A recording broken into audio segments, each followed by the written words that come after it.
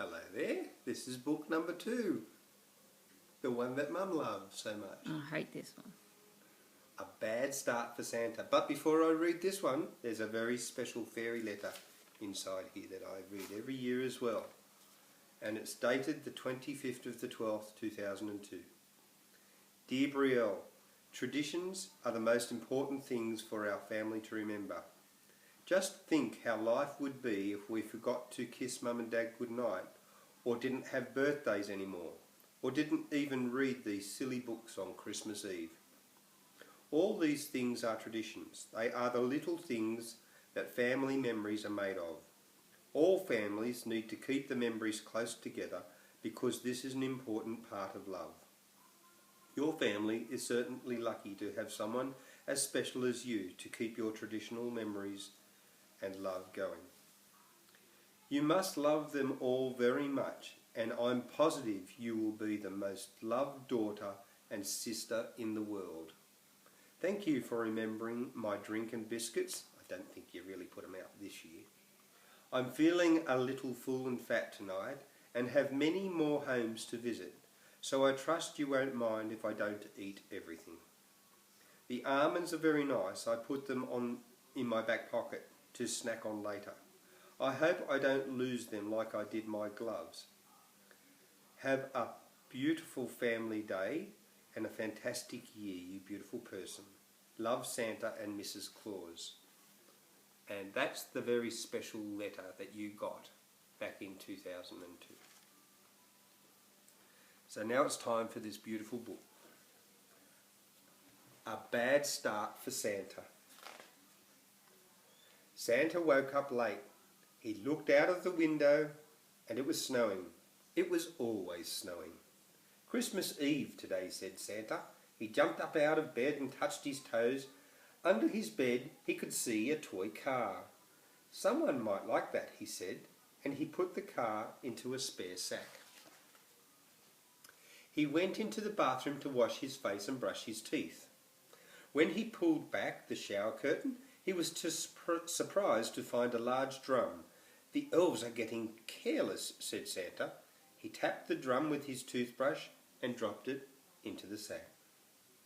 Then he put on his clothes, red underpants and undershirt, a long white shirt, a red jacket, a hat and trousers. Now for the boots, he said. Perhaps I ought to have new boots next year. I need a good breakfast today, said Santa. It's my special day. He went into the kitchen and made himself a bite to eat. Look at that big brekkie that he was having. It's getting late, he said, and ate his breakfast very quickly. Someone had left a teddy bear in the cupboard. Santa put it into his sack. Suddenly he remembered something. My mittens, he cried.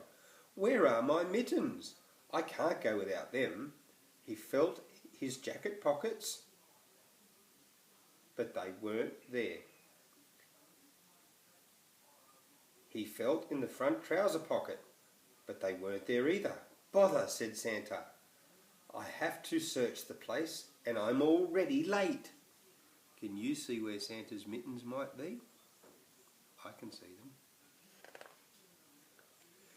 He took the elevator down to the workshop. Have you seen my mittens? He asked the elf who worked at the elevator. No, SC, said the elf, but I did find something in the elevator yesterday. He held out a wind-up mouse. Santa dropped the mouse into his sack. In the workshop, the elves were very busy. Santa had to shout, I can't find my mittens, he roared. But the elves were too busy to pay any attention to him, and they were too busy to see a small doll by the elevator door. You look lost, said Santa, and he put the doll gently into his sack. The next place to visit was the paint shop. Santa knocked on the door.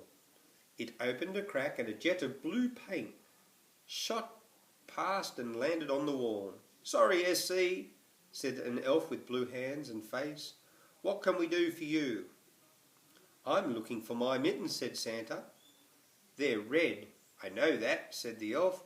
"And they're not here," he added. "And if they were, they'd be blue now." He handed Santa a bright blue trumpet and shut the door. "Candy factory next," said Santa. It was his favourite place. One of the elves gave him a stick of candy. "I'm too full to eat it now," he said. He put it into his sack for safekeeping. And then he shouted above all the noise, "Has anyone seen my mittens?" But no one answered. Santa was getting worried. "I might have left my mittens in the packing room," he said. "Perhaps they've been wrapped up by mistake."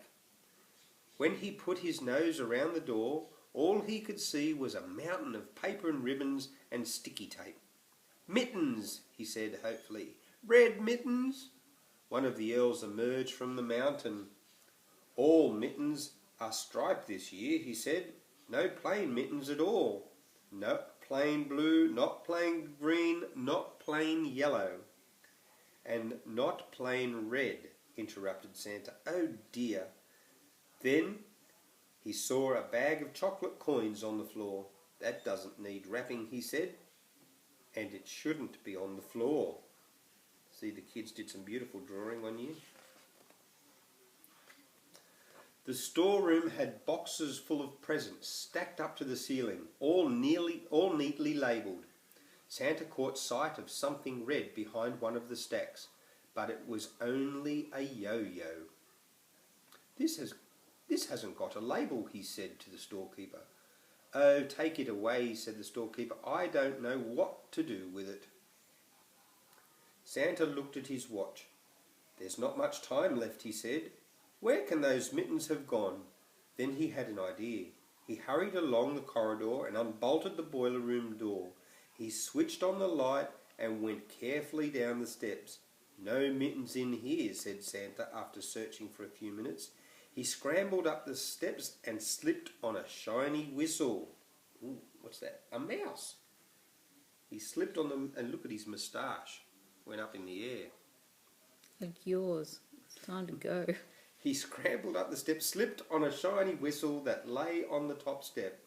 "What a place to leave it," he said. Now it was time to feed the reindeer. After the boiler room, the stable felt very cold. Santa clapped his hands together to warm them up. "Those silly mittens," he said. "Where can they be?" He gave the reindeer an extra large dinner. "Do you know where my mittens are?" he asked the reindeer. The reindeer just munched their hay. "Of course you don't," said Santa. He spied a bright yellow ball on top of one of the haystacks. We really are messy this year," said Santa crossly, and he put the ball into his sack. The last place to look was the shed where Santa kept his sleigh.